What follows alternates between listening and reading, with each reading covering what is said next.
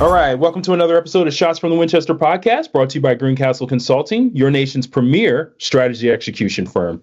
On this podcast, we like to talk about leadership from the corporate perspective, military, and veteran perspectives. I'm your host, Al Green, and we also have a co-host today, John Lombardi, who's a senior consultant here at Greencastle. And we are very proud to have this conversation today with Kara Redmond, award-winning brand strategist and marketing evangelist, CEO and founder of Backroom, which is a people-first marketing agency specializing in brand strategy, social and digital performance. And over the years, Kara has helped founders and marketing professionals launch startups, raising over $10 million in funding, and has won multiple awards. So Kara, thank you so much for being on our show. Hey guys, thanks for having me. Thanks, Yeah. Kara. Yeah, we're very excited to talk about this stuff with you. Like we say, we like to talk about leadership, and you've definitely been a standout in that arena. So very much thank you for being able to give us some value to our audience for this. Yeah, it's my pleasure. Just to start out, let's give the audience a bit more. I did give you a little breakdown here, but give the audience a bit of perspective from you on what it is that you do, as far as like you're the CEO of Backroom, and what does that mean?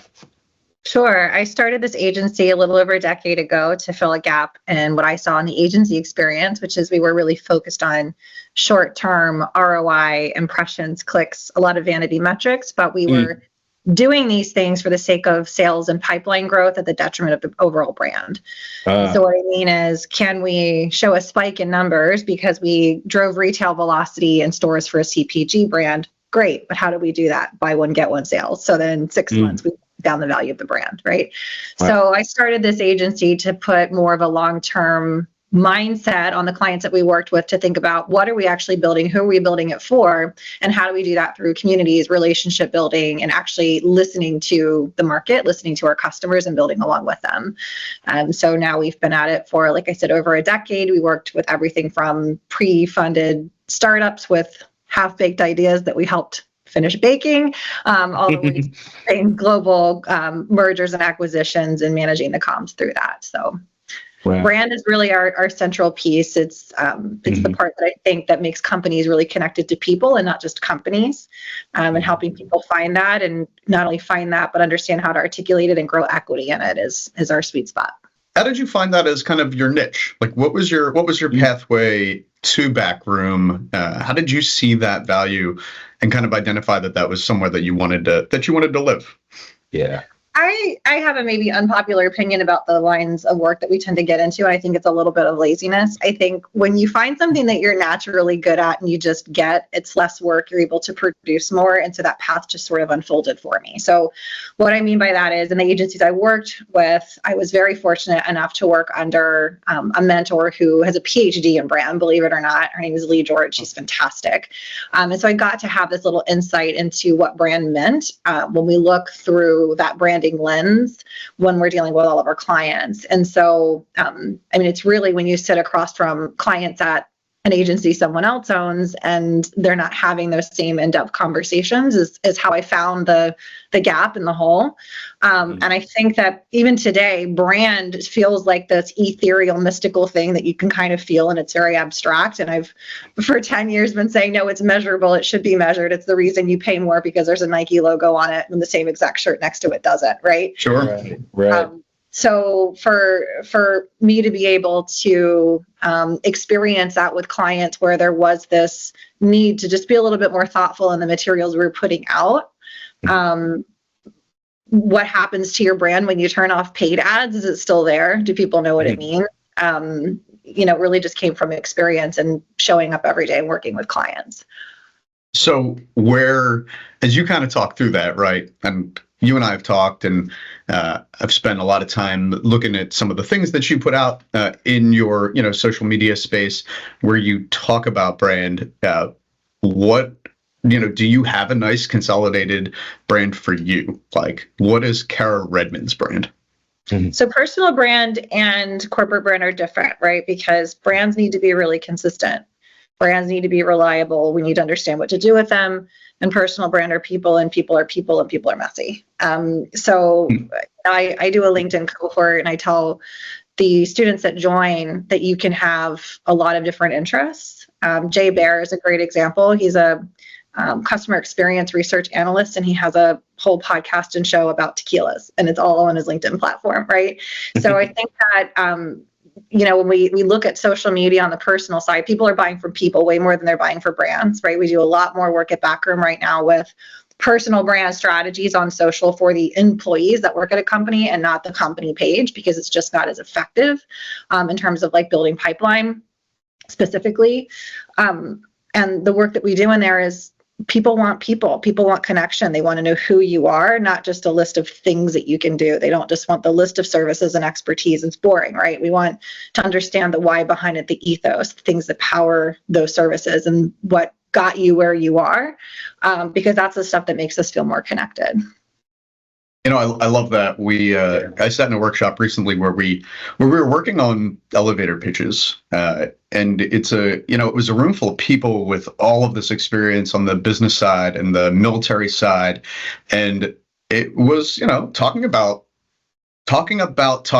Greencastle, right? Which is interesting because I wish we had this conversation a week ago. It would have made my exercise a whole lot easier, because I think you default to want to talking about the things, right? This is what we do. This is, these are our accomplishments. But I found during that exercise, and you just hit the nail on the head, lots of people do those things, right? To your point, there are lots of people who make athletic gear. People buy Nike because of who they are and what they represent, right? And a lot of those sort of intangibles that go along with it. And I think no matter what your company is, no matter what you're trying to sell, the ability for your potential customer or client to make that association with you is far more important than being able to make that connection with the thing that you do. Is that fair? Have you found that in your experience? It is and it isn't, because I think that in any industry, whether you're in clothing manufacturing or a service industry or construction, there's going to be other people who do what you do. We can commoditize really anybody. And when we get down to that list of services, the things that we do, nobody cares about that. So we care about it, right? We want to go and talk about our accolades, the things we've accomplished, the things we specialize in. But then when we try to explain that to other people, nobody gives a shit what you do, right? And so I think what tends to happen we had the golden circle, the find your why that came out, 10, 15 years ago, which is a beautiful concept in spirit. What happened is a lot of brands took that to, well, now we have to talk more about ourselves in different ways. We have to tell people why we're doing the things that we do, and people don't care. The reason people care is when we talk about a why through the lens of why they're doing something, what their problems are. And when you describe this exercise of being in a room and working on elevator pitches, brands are trying to find new ways to talk about themselves, but the topic is the problem, not the way they're describing it. And so I would prefer that more brands pull their teams in a room and get really curious about the tension that their customers are having, what their lived experiences are, what problems we can solve for them, how we can make their lives better, rather than talking about how to describe what they do in different ways. Yeah, that's how do we get there? How do we get more people thinking like that? I think that's the bridge we're trying to cross, right? If more people wanted to, they would. And I think that it's harder. It's more thought work. I think a lot of folks in leadership don't want to hear truthful things to build together. I think they get upset when what their idea isn't the right one. I hear a lot of brands leadership saying, well, our customers are dumb, they just don't get it. Right. Wow. So that mentality is prevalent, but I don't mind that, because it allows exceptional brands who are focused on their customers to rise above. Right. So there's not room for greatness for everyone. There's room for everyone, but there's not room for everybody to be great. There's not room for everyone to be exceptional. And there is a huge market for mediocrity, and it has a place no matter what service line you're in. We need the mediocre ones. But if you do want to do more, if you do want to rise above, the brands that we see consistently win are the ones that are not curious about their words as much as are our words hitting our customers in the right place? Are our words eliciting some sort of emotion, reaction, or behavior, right? How do I do something that is so impactful and meaningful, even if I am in the mobile trailer industry for construction? How do I do something that shows people that I see them, that our brand sees them, that we're going to take care of them and to solve a problem for them? Those are the brands. And I think part of what the hurdle is there is that that's scary. It doesn't matter how good you are at your business. If you don't have that skill set or that experience of making it outward focused as opposed to inward focused, you're taking a lot of risk that the things that you're going to be saying to the customer or to the potential client about themselves, they're not going to want to hear. Right. So it takes a lot of like courage and commitment, but more so just experience to say, I'm going to make this outward facing, and whatever happens, happens, because I'm comfortable with the product and I'm comfortable with what we present. A lot of people don't have that experience, right? If you are taking that inward view of what you have to provide, you're not opening yourself up. Like, you're opening yourself up to the rejection that your potential client just might not want what you're selling, but you're not really opening yourself up to that evaluation. So I think it's interesting when you talk through that, because that outward facing sort of evaluation isn't something that we normally do in society. And when we do it, it's very often looked at negatively. If you're trying to present those type of things to a friend or to a partner or to whatever, it can often be looked at like you're judging somebody.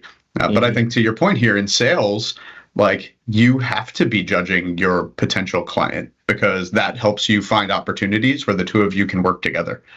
I think the experience is one thing, but I think we overthink it. It's not hard to listen. I mean, it's hard on the ego. It's hard to survey your employees and ask them how you could be doing better. And that's why I think most people don't do it, because it's difficult. Right. It's much easier to say, I'm just going to iterate and test on what I've been doing, rather than sitting and listening. And so experience, sure, but for somebody who's brand new to business or brand new to marketing or sales, sending out a survey and listening, doing market research, like, all of these tools are available, like widely free, like Reddit's free, right? So there's so many places to go and listen with an intent to understand. And then when you take that into, the proverbial war room, instead of saying, how do we do an elevator pitch? How do we get into their shoes and understand? Because it's that understanding that is what creates new product lines that are effective, that fill market gaps, that create entire new categories. Like, you cannot create and dominate a new category and be a true category king if you have no idea what's going on in the market. So trying to force these products and services, and sometimes they work and sometimes they don't. And we don't have to just throw things out and see what happens and hope they work. We can test in small ways. We can try pilot messaging. We can do focus groups. We can pressure test to understand on a small scale and ask for feedback. That's why we do it with beta testing and product. We can also do it in our messaging and our marketing, right? And we learn. And it's that learning that most, I think, shy away from. It's, and I don't think it's an ill intent. It's, I don't know what to test. Like, where do I put that market messaging? Like, how do I know what's working? And then what do I adapt? That's where the experience, I think, comes in, right? That almost like the curiosity over ego mindset that makes you want to learn more than you want to win. Sure. So I was going to say, there's the value of authenticity, being authentic. People always say, be your authentic self, but there's also a fear behind being authentic, because you're exposing your personality, your some of these are like it's your brainchild, and you don't want to get that negative feedback that might change your value proposition of what it is that you do.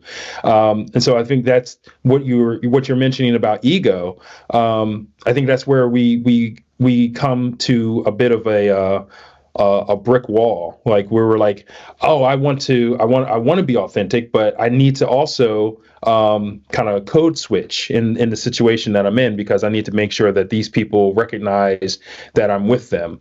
So like, how much authenticity should we have, and how much of that should we kind of keep our cards close to our chest, So I think the word authenticity has been really tricky, because we're all supposed to be it, but it's not really defined. And there's two sides of this, right? There's the brand side, and then there's the personal brand. I'm going to start with the personal brand, okay? On the personal brand side, it's very, people aren't dumb. You can see when something's scripted. You can see when something is selling. You can see when something, I like the crying CEO is like such a great one to always, I know it's several years old, but coming on and crying about the amount of people you had to lay off because you failed as a CEO is not authentic, right? Like it's maybe you checked a vulnerability box, but it's not an authentic message, right? The tone is, it's so out of touch.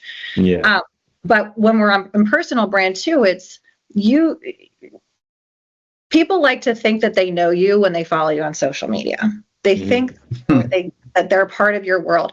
We control, as creators, as people who show up in digital spaces, we control the access people have to us, right? So we don't always have to share our families. Like nobody knows about my family situation right on LinkedIn. Nobody knows all these things that I'm a very private person. So we get to control that, but I still get to be me in that forum. I still get to come on and use my voice. And so for me, authenticity has been, is it unapologetically rooted in my ethos and my point of view? Am I going to stand rooted in that when inevitably I piss people off because I do every third post?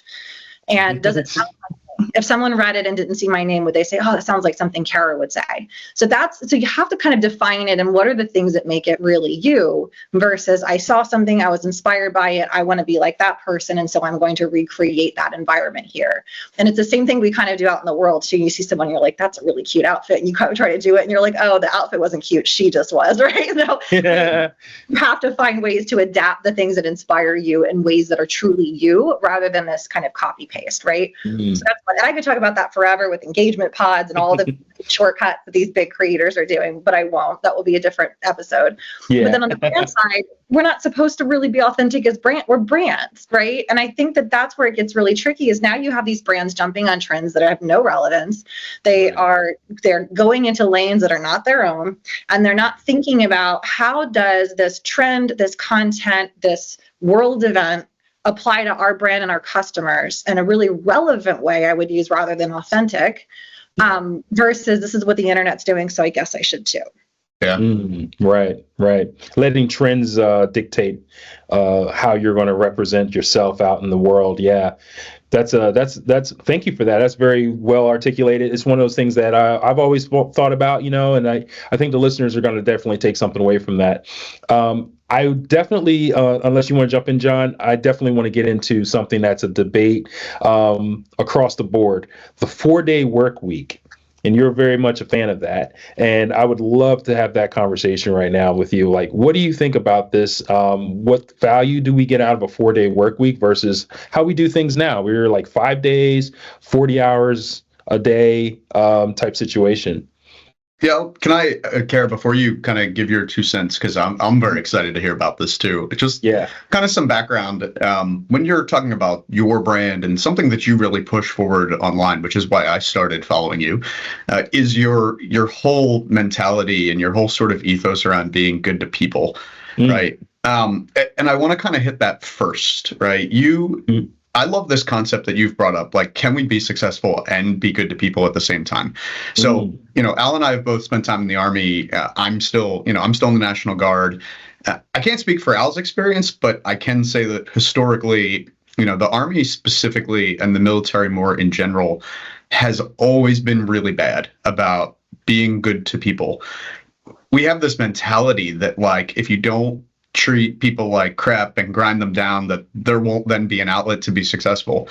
That being said, like, one of the reasons that I ended up here at Greencastle is because our business mentality is the opposite, right? Take care of people, treat them well. And as I've kind of progressed through my career, it's something that I've really started to pay attention to, right? You talked about, finding little things elsewhere in other people's brands or other people's strategies that you can emulate. So, as we go back to that, the 4-day work week is one thing, but kind of nesting the idea of 4-day work weeks into how we take care of our employees and how we value our employees as people, I think provides a little bit of that extra context as to why you think the 4-day work week is a viable option, and a potentially really beneficial one. Good point. I'll say I think it's worth testing, and I think it's less that I'm passionate about the 4-day work week and more that just to give you a little bit of light into how I was in high school with my poor teachers. I don't like arbitrary rules that we don't understand. And and it gets really bad, especially in the winter. I'll wake up and I look at my partner. I'm like, we're just waking up every day on a rock spinning in space and no one's questioning it. What the fuck, right? So I just like, I question things on that level. And it's like, wait a minute, why 5 days? Like what, like I used to, in my 20s, drive to work in the dark still, right? Because those early mornings. And I would wish that I could get in just a bad enough car accident that no one else was injured, but I could just spend like 2 days in a hospital bed being fed and like watch The Price is Right. Like I just wanted to sleep. Like I needed a beat, you know? And it's like, and I didn't feel like I could just take one. So that was my morning commute. And I think it just comes from this idea of I go through that drive and I sit there and there's nothing for me to do. And it just felt so Truman Show to me that like somebody somewhere, Ford, I think, right, said we need to work 40 hours a week in the 30s, 40s, 50s. And now I have to be here. Nobody knows why. It was just because rules, right? Yeah. So I have to be here at 9. And then around noon, I need to be hungry, right? And so I need to go and like sit in my car and cry or whatever, you know, you do in your 20s job, or your 30s, 50s. And then, but I need to be done with all of that in an hour, and then I need to be back at my desk now full, right? Because like you have that post-lunch crash, and I got to get it all done by 5 because daycare. Like it's just this, like you start to feel like a hamster in a wheel, but you're not doing anything. And so, for people like me who are really high producers, high performers, who don't want to just check the box of I sat there and I showed up. It was so inefficient to me, and I wasn't doing anything that was fulfilling. So at the end of the day, I remember this morning literally just trying to get up and get myself going. And now I'm just trying to get myself like, what is it all for? Right. And then you hear the proverbial stories of people on their deathbed saying they wish they worked less and spent more time with family. And I'm like, but how? And so for us, we did, in the beginning of the pandemic, we started just doing, I think it was like one Friday off a month for like personal development. And we were like, game changer, life changer, because I actually have the weekend. It's like going on vacation, but you need the first 2 days just to like get into vacation. You can't go on a vacation. So you do, you have your Friday to just wind down work, even if you need to, or just those last minute things. And you can actually recharge and turn that part of your brain off. And I firmly believe, and science has supported this, that we are more productive as a result, because we allow our brains the time to rest, to process, to do the healing that it needs to do, to perform, which is what we want to do. And we were like, let's test this and just see if clients notice who's going to be on call, like in case and no one noticed, and it was fine. And our output has been the same. And we did not do 40 hours in 4 days. We were a 32-hour work week, and it just has worked. Does that mean that we don't ever have, 2-3 weeks in a row with a bunch of new clients kicking off that we work Fridays? Absolutely. But it's a choice. We don't do meetings on those days. Like we get to decide as a team. And so I know this has been long-winded, but obviously I'm very passionate about this. It's less about the 4-day work week and more looking at that people first thing you're talking about, John. Like if we are trying to build something with and for people, what do we need to give those people in order to accomplish that versus this is what I had to do and my dad had to do, so I guess we're going to do it this way, and never challenging the status quo of why we're doing it. I want to get more for less. I want my team to work very little and produce a lot, because that's how I'm going to make the most money and be able to like rest and enjoy my life. Why would I want more? Right. And it's this, I mean, you talked about kind of trends and patterns coming out of the pandemic, but it's this conversation around butts and seats and how many days in the office, and all of these large companies going back to like, well, we're going to go back to 3 days in the office because that's the way we transition back to 5 days in the office without a pain point.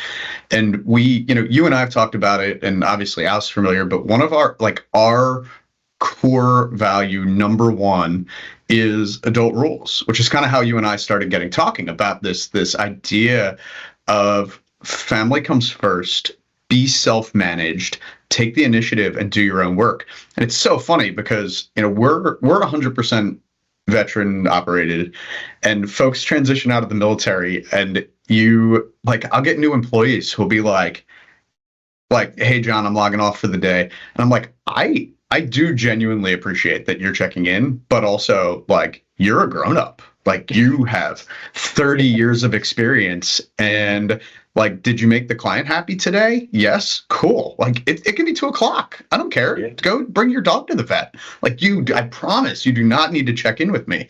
Mm-hmm. And this idea that if we don't have eyes on our employees, that they're not going to do a good job is just so, I think it's really professionally irresponsible, right? That says more about you as a leader, that you don't have enough trust in setting good tasks and standards for your employees, that if you're not watching them, they're not going to do it. Like, I don't know. You could be on the moon, and if you get the job done, they're good. I want to give leaders grace too, because something you said in an earlier question, John, was, or a statement was around like treating people well and being successful. I would add treating the right people well. And I don't think that every person can fit into this mold. And I don't. And that's the whole idea, right? Is some people need to be in an office. They need to have a sign on their back that says, don't talk to me, right? They need that structure. And I think that it's difficult sometimes when we say, okay, well, we're going to try this remote 4-day work week and like the Montessori, version of, leadership.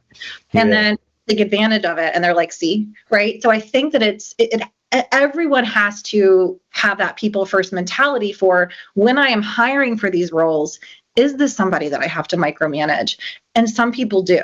And that's okay. Like some people really, truly need to have their hand held and be managed. That doesn't mean there's not a place for them on the team. It just means there's a different style required for them. So I do see the dilemma with leadership. It's like we've been told this our entire lives, right? And I think the generational switch too of, it was hustle harder even when I was coming up. And now we're like, emotional intelligence, what? Like mental health? Cool. Like we didn't have any of that when I was young. Like the bathroom, you pulled your shit together, you got back to work. So I think it's a difficult transition because we as like the older, millennials and up, we were never taught emotional. We don't have the tools, right? We've had to learn them sort of on the fly when like Gen Z is coming up with all of this emotional intelligence and language around mental health. Sure. I think it's tough, but I think you're right, John, that like having the metrics for like what actually made you successful today is a much stronger way to look at it than were you actually here? Because I can sit and shop a long time on my computer. Right? Yeah. Sure. And like, look, I have an 18-month-old, if I want to be productive, I got to be in the office. But that's because I get the freedom to come and go as I choose, right? If I had to be in the office 9 to 5 every day, to your point, like maybe on Friday I'm out of work and I'm just watching the clock tick. Like I choose to be here because I can be more productive. But it's also great that on days where like my wife needs some extra support, I can be at home.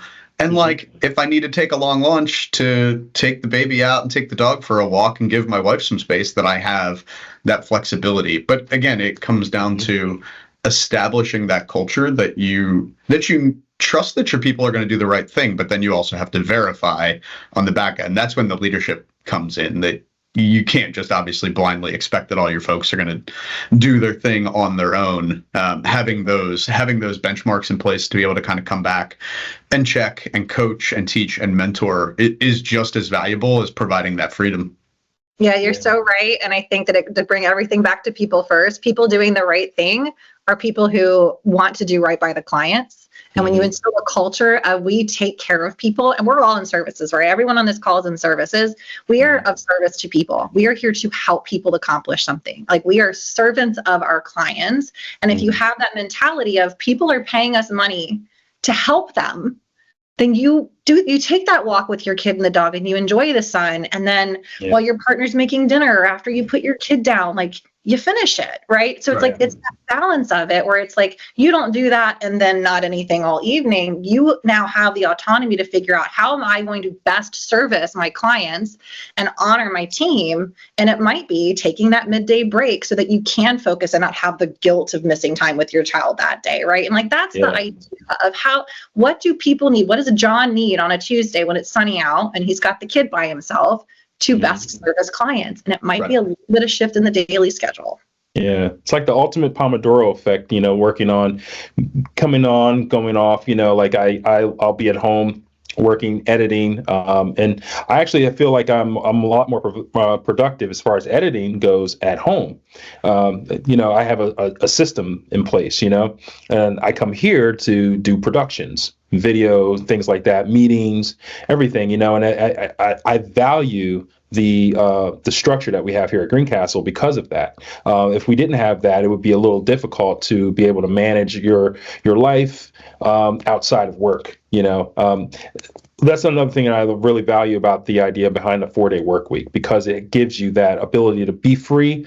But in addition to that, the way we work here at Greencastle with the adult rules, you don't have to be beholden to someone's schedule or necessarily. You can work the way you work and get things done, and as long as you're getting things done, no one's bothering you. And I think that's the value behind that. And some of the bad leadership that's out there that may force people, maybe just based on their own personality, based on their own paranoia of things not working out, maybe they just need to get some therapy. Emotional regulation training. I go back and forth. I'm like, should we make it mandatory that you know how to take a breath? Right? Yeah, no kidding. Speaking of which, I'd love to. Do you follow Miss Frazzle on TikTok or Instagram? She does gentle parenting with like adults or like the uncle and stuff. She's like, take. Oh, yes, I have. Yeah, she's incredible. I'll have to check that out. Because it's so funny. It almost seems demeaning when given to adults, but it's like, maybe if you thought more in this sort of frame, maybe you'd be a little less angry as an adult. Yeah, you can blame me, John, when Al comes in on Monday and tells you to catch a bubble. Yeah, exactly. But are we not just our older children? I mean, I am. We just, that's how we grow. Yeah. I definitely want to transition into, since we were talking about leadership and everything like that, we had a conversation earlier about when we were doing our discovery call about how to be a boss and not an asshole. And that really resonated with me when you were talking about that. I'd love to give you for you to give that context to our audience. Yeah, I mean, I'm glad you brought up therapy a minute ago. I think people have this idea of like, children are so innocent and stuff happens to them. And I have the opposite. I'm like, a child will shove you down the stairs for a cookie. Like, we don't have the ability, right? Like, really think through empathy when we're young. And I think we're all recovering souls on some level, right? Because we grow up with like the id, right? The ego, and it's me. And then as our worldview expands, we see that other people matter, right? And depending on environments we're raised in and all these other factors, like it determines whether or not we continue to be really self-protective or like inclusive of others' experiences. And so I don't know. I certainly, I think therapy is a big piece of it. I think a lot of us in leadership I think you kind of have to have a little Scotia narcissism and like to be here because because it's crazy, to start your business and try to grow things. I think on a lot of levels, it's like looking back, I'm like, why would you do this? It's like, it's so rewarding, but it requires, I think, just a mindset that's really hard for people. Like, it's really hard for me to be very visible on LinkedIn, right? But it's like, you have to kind of have a little bit of that mindset, but then you have to check in and listen. And I think just to kind of pull full circle to how we treat our customers, it's the same thing with your employees. It's like, you listen to understand. I love this idea of servant leadership, but I think it can also go too far that we are here to guide the ship and that we are not here to take requests, because not everybody has the whole picture, right? It's kind of like military, John, right? Like, you do have to fall in line on some level to listen to specific things that are required of you, because you don't have the benefit of the macro, right? And so if you have trust, if you really have trust with your sergeant, if you really have trust with your leadership group, like, you understand that, yes, the ship's all going in the same direction. We're on the same mission. And we're all going to help each other with that. I think it comes down to when we're not rowing in the same direction. Remember when I described like going to work and feeling like, why am I here? If you end your workday and you don't feel like you contributed towards something, there's got to be research coming out about this in the next decade. It's soul sucking. It's physically painful. It feels like depression, right? And I know we've all experienced it, but you're putting like the energy output, and then there's never a reward. Right. Yeah. That's the thing that sucks, because it just feels like you're giving, and the reward is what refills your cup. Right. It's how would you feel if you cleaned your whole house on a Saturday and you looked and it's all dirty? Dawn, don't answer that. You have an 18-month-old. But if you put all that work in and it was for nothing, it's like you're just, shoveling water out of the ocean. And that's what I think breaks culture, is not having a shared vision and a shared thing that you're all collectively working toward. It's the thing that actually brought me into consulting. I didn't I did a real hard internal kind of self-evaluation when I looked to change career fields a handful of years ago, and one of the things that I really valued in previous jobs where I felt successful was being able to see tangible outcomes, and places that I worked at that I didn't feel like I was successful or being well utilized, or places where I didn't. Right, so I had never really considered consulting as a career field, but the opportunity to go in and help somebody fix a problem, and then you see that outcome at the end, and all of a sudden something is better, right? Hopefully, knock on wood. That really does, like, it makes it so much easier to then attack the next problem and to show up at work the next day, because even on the tough days where you feel like you're rowing uphill and you're on calls until 10 o'clock at night because you're trying to roll something out, like, the outcome is that this business is going to be better when you're done. But there's no reason that needs to be a viewpoint just from the consulting standpoint, right? At the end of the day, the goal for all businesses that have like a business client relationship should be to improve the outcome of something, like improve the life of the client in some shape or form. So I think you talking about that is really valuable. I don't always think we remember that in our professional journey, that like you are always kind of sort of doing something for somebody else. And if you can find that why, it really should make your job easier and more fulfilling. And the things that we hear from people on their deathbeds is like the moments they had of helping people are what ultimately mattered, right? In the end, it's the friends we made along the way, right? But I think like really just talking about the spinny rock, and I'm like, we all like, I don't know my great grandfather's name, right? Like, no one's remembering us. Like, our grandkids are going to spend all our money and not even know the hard work we did. Like, none of this really matters if you think about it. Like, don't get too existential because it's a dark place. But the reality is, like what you just described, John, that fulfilling piece, is because I really do think our purpose is here to help each other along the way. And all of our lines of work are our vehicles to do that, whether you're serving up a fast food sandwich to help somebody just get fed in the middle of the day, to like putting a construction mobile trailer like I talked about before and making sure it's like somebody's got that checked off and they can make their project timeline and feed their kids. You're consulting to improve something that was stressing them out in their business. Like, that's the good stuff. And it's like, yes, you can see a project out in the wild, but like, did people respond to it? Did somebody get something out of it? And I think that we've gotten so individualistic, especially in like Western society, that we've forgotten that we're doing all this stuff as a collective and it impacts each other, right? Someone does my dry cleaning. Like, we have people helping us every single day. And I think if you have that lens of no matter what you do, whose lives are you impacting, and are you choosing to impact it positively? Like, that's really the good stuff. And if you don't have that connection to that person too, that's what makes it really hard, right? Think about like when we like to do charitable things, it feels so much better to like hand somebody in need a sandwich or some money or clothes than it is to donate to an organization, right? Because you have that human to human connection and you can see the impact. And so I think if there's one takeaway, it's like thinking about the people that you're serving, no matter what industry you're in. And like, that's what brings the really fulfilling stuff, and it can make you money. Right. Well, so let me ask you that, right? Because you've brought this up before. What about the people that can make you money that aren't worth your time? I know you have some thoughts on this. I don't want to lead you anywhere in particular, but you've kind of said you love being at a place in your career where it doesn't matter if people are bringing you money. If it's not the right fit, then that's not going to be a priority for you. I think that's a valuable lesson for all growing businesses. But can you talk a little bit about your mindset there with those toxic clients? Sure. And I think like toxic is a tough word too, because sometimes it's not a good fit because it's just not a good fit, right? Like sometimes like we're not for everyone, everyone's not for us. And I think it's, honoring each other's journey, for lack of a less floofy word, and knowing that not everything is like an energetic vibe, right? Like whether it's like getting a new job or something, if you have that sense of like, this is not right, you can talk through it, but sometimes it's just not right. And of course, there are times when you like quote unquote have to take things that might not be your top choice. But I've found, like, I started Backroom as an experiment of like, if I just literally remove all of the stuff that makes me sick to my stomach and want to cry every day, can I still make money? And that included asshole clients, right? That included people who were rude and condescending. And I would say no, because I have an abundance mindset. One of my mentors recently said to me, there's way more money out there than there is talent.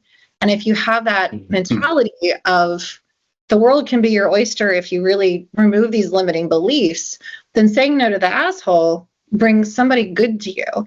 And I've got the track record now at Backroom where I can compare and I can go, would this other client ever say that to me? No, like then I don't have to tolerate it, right? And so you have these like contextual dots of like, why is it okay if you do it for the same rate as the person who's doing it with kindness and grace? And so, Right. you know, I like, if possible, I mean, this economy is tough, but we like to, you know, have diversification in our revenue stream so that we can build up what I call fuck you money. And it's if we're in those situations where some people just aren't always what they've seemed, if they're berating someone on my team, if they are asking us to do things that are unethical, which has only happened like 4 times in 10 years, right? It's not a lot. We work with really wonderful people. We're very fortunate. I don't ever want for myself to feel trapped. I don't want to feel owned by anyone. And I don't want my team to have the sense that they wish that they were just in a tiny little car accident on the way to work, proverbial or other. Yeah, Right? no kidding. That's not how you get good work. You do not get good work out of fear. You do not get good work out of desperation. You get good work out of people who are like, we have a 4-day work week and on Sunday, I can't wait to get back. And of course, that's not every week, but we miss each other. We're excited about the projects we work on. Right. When you're excited about what you do and it's fulfilling and it's with people who respect you, it's good stuff. Wait, do you mean that there's people out there that don't know that you don't have to have the Sunday scaries? Like that's not a thing? I'm so disconnected from it. And then I hear stories from like my friends who are employed in like corporate America. And I'm like, said that to you? It's just awful. We had a crying stall at my last agency. Come on. Wow. Yeah. I've ran a business, actually a couple of businesses through media production, digital media production, and doing weddings and things like that. And the concept of fuck you money was something that it never was defined for me. I just always knew that I needed to make enough money so that I could tell people no, and not have to have those clients that I didn't want. So like I love that about what you mentioned about that, because it is important to be able to have a nest egg, have something that says, you know what, I don't need you. I can find better clients than this. I don't need to be treated like this, you know. And to have that backup, to have those resources, makes it easier for you to be able to say that and to be able to like have that peace of mind and feel confident in that. Yeah, I'll write you back that you send me a check for $1,800. Here you go. Give it right back to them. You know, that feels good. So I really love that about what you said there. I want people listening to not feel bad if you don't have fuck you money. Like it's like running. So, you know, you've got a couple starting and growing a business is real hard. Yeah. My recommendation is, you know, for folks just getting started or just struggling through this in this economy is just to write your non-negotiables. And if you can't say fuck you, you can still have a conversation and say, I would like to continue. This is what it needs to look like for me. Right. It's so hard to watch that money walk away. It is. But it's easier if you've predefined that walkaway criteria. Right. And yeah, the criteria is important because there's a difference between abuse and Sunday scary level, you know, type of relationships versus this person challenges me, makes me uncomfortable, gives me feedback I don't really want to hear, right? There's like, does it hurt my ego or is this actually damaging? And so self-reflection, right? And people first also to me is when people are not at their best, when clients are not at their best, and it's creating space and not reacting to that. Being able to go, I see that you're upset. Tell me about it. Right. Yeah. So there's a little on both sides. And I think we get a little, I don't like the way you made me feel. So this is done. Relationships require work, even professional. Yeah. And so being able to have grace and give someone a second chance, like, can you reframe that? I don't think that's what you meant to say to me. And giving them the opportunity can go a long way to keep that money and grow the relationship. Yeah. It's good not to burn bridges too. Yeah. Well, and our CEO, and it's something that I realized, I didn't realize until I had to hear it out loud, but our CEO preaches presume good intent. And I all of a sudden, 37 plus years realized like 3 years ago that is not something I'm good at. Right. I'm not good at it in my personal life. I was not good at it in my professional life. Right. Every snarky email I read as a slight, every unanswered message I read as a slight. So it's interesting, Carrie, as you kind of talk through that, presuming good intent is a way that you can kind of keep those relationships going, even some of the ones you don't necessarily want to pursue, because it's like, hey, maybe these people aren't a good fit for me or for my business or for my time, but they're also not like bad people. They're not out there to ruin my day. Like, they didn't wake up this morning and say, how can I upset John? And that's not something that I always appreciated. And starting to kind of develop that mindset has been really beneficial in both my professional and personal careers, to be like, this person didn't wake up this morning, send this email, and it's like, you know what? I'm going to piss this dude off. I mean, some people do send emails that way, but it is, like you said, it's the 4 out of 10 years. It's the rare instances. People aren't often out to ruin your day. And if you can remember that in business relationships and personal relationships, it really does, help kind of further all of those things. Yeah. Right. And the intent, even with the bad, 4 ones, isn't ill intent either. It's just that we all have our stuff. We all emotionally discharge our stuff in different ways, and their brand of stuff just wasn't our brand of stuff, right? And that's really what it is. I don't think anybody sets out to be assholes. It's, remember, the recovering asshole piece of, like, it's all about me. So you feel vulnerable in those moments when someone didn't get back to you because you thought you were going to get a thing, and, like, you thought you were vibing or whatever, and they don't respond. It's the same way as, like, girl didn't text you back. Like, you feel a little some way, and then you make it all about yourself when maybe, like, they're sick, or, like, their dog died, or they just, decided to put their phone down for the day. We create all these narratives about people, right, to, like, soothe our own feelings about it, being able to create space for yourself and them. Like, I love the idea of just not assuming ill intent. It's just, they got something else going on, and take a path and forward. Yeah. You can still have debates. You can still be off point or whatever, but you can still shake hands at the end and have a beer. And that's the point. You don't want to dynamite the bridge. You just want to be able to say, hey, okay, we just don't function this way. That's okay. Maybe I can recommend other people to you. Maybe they can recommend other people to you. We don't have to burn this, this relationship down. I think it's a good fit. It's a good way to look at things. Before we wrap up, we've spent a lot of time today talking about brands. I want to make sure we get back to talking about Backroom a little bit, because your brand is brands, right? So you had mentioned on your LinkedIn a month or two ago that you went from 3,000 followers to over 40,000 followers in a year, which is wild. You have told me previously that you were up over 20 million engagements a month, which is also absolutely incredible. And, like, I know that takes a lot of work, and this is what you do. And, I obviously don't want you to give away all your industry secrets for free, but you've clearly found the secret, or maybe a secret. So, before we wrap, I wanted to see if, for us, for our audience, if you'd be willing to kind of give away some of those secrets, and obviously tie in some of the ways that, that Backroom could help some of these growing businesses sort of improve their brand. Yeah. And I mean, the secret is stuff we've already talked about. I want to be clear too, for those listening who are really into metrics, it's not over 20 million engagements. It was, like, I think, impressions, which is a very different metrics for people who are like, what the heck? Like, oh, like, no. And strictly because a couple of posts, like, went viral and drive those up, right? So it's like, I certainly have posts that have, like, 2,000 impressions. So, I mean, the secret is just, I understand what's happening in my market, frankly. I think also I got into LinkedIn in a good time. I think in the past 3 years, it has been more of a space to be more human, where before it was all just, like, CVs and, like, super buttoned up professional. And now, Twitter's tanked and people are looking for something new. And I think we're able to be a little bit more human. So LinkedIn has really rewarded, I think, some of the newer creators, right? And I think that the window is still open, but I anticipate it's going to be very saturated in the next couple of years. I think there's 800 million people on LinkedIn, only 1% are actually creating content. So now time. But the reality is, like, and I do a cohort and I have a playbook for, like, my secrets, literally the schedule that I have and how I create content that attracts versus content that converts, and how I get brand deals and all of that.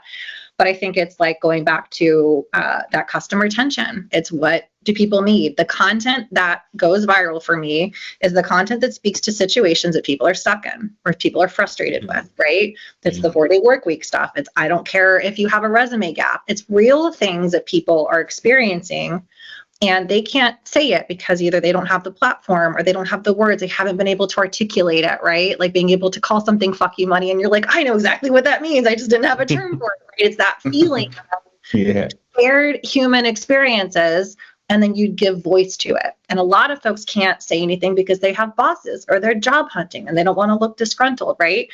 I don't have anybody looking over my shoulder. No one can fire me, right? So I can say whatever I want in my platform.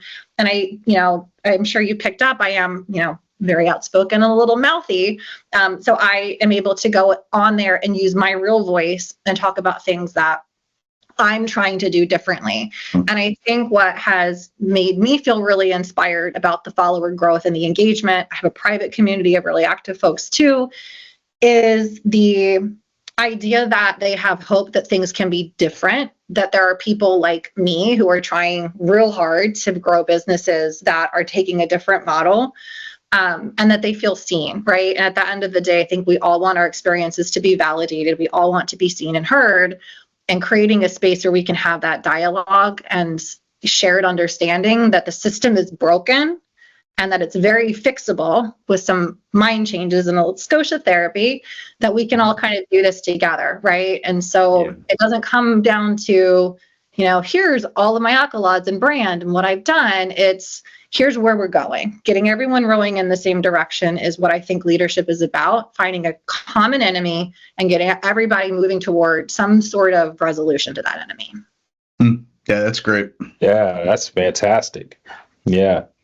But it comes down to listening with an intent to understand. So most won't. Right. No, that is the truth. That is so the truth. Thank you so much for your wisdom, for your time. You're such a great human being, being able to isolate these type of ideas in people's minds that we may not naturally think about in this context, especially when we're kind of on this hustle culture that we're in. We're moving so quickly. We're just inputting information and immediately regurgitating things because that's what we feel like we have to do. But if we stop and think for a moment and just really dig into the nuances of what it is that we're doing, how we're doing it, and the time that we're spending on it, and the relationships that we're building. And I think we can build a better future for ourselves, a better future for everyone, and in the same service, like we say, being in the services, helping as many people as possible in the process. And I think that gives value to you as a human being, gives value to you as a person in this society that's doing good and not just out here trying to hurt people intentionally or do anything like that. And so thank you so much for that. Thank you for your knowledge. We'd love to have you back on the show, especially to talk more about this. I think that this is a subject matter that people are very interested in and can get a lot of value from. So definitely thank you for your time today. Thank you, John, also for coming on and co-hosting, and I think this is a great episode. So everybody out there, if you're watching or if you're listening to this, depending on where you're at, you're on YouTube or you're on Spotify or Apple Podcasts or anything like that, make sure you leave a comment. Let us know what you think about the content that we just talked about today. Also, put some likes and subscribe to some of our channels so that we can continue to give you this type of content in the future. So do you have anything left? Do you want to say? Do you want to give anybody a shout out or anything like that, Kara? No, I just really appreciate you guys having me. It's been a fun discussion. Yeah, it's totally fun discussion. I love this thing. John, yourself? No, yeah, Kara, I'm so glad we had the opportunity to connect. I really appreciated this conversation. Yeah, and if anybody who's listening on the call too wants more, KaraRedmond.com, it's with a K. Is a great place to get. There's some free resources and really low cost resources, including the LinkedIn playbook. You can also find a way to join the private community of marketers and branders, which is completely free. There's a really good mix of folks in there. And then my LinkedIn is where I run my mouth. So it's just at Kara Redmond. So you can find me there pretty easy. And on behalf of Greencastle Consulting, your nation's premier strategy execution firm, I'm your host, Al Green, John Lombardi, Kara Redmond, and we'll see you in the next episode.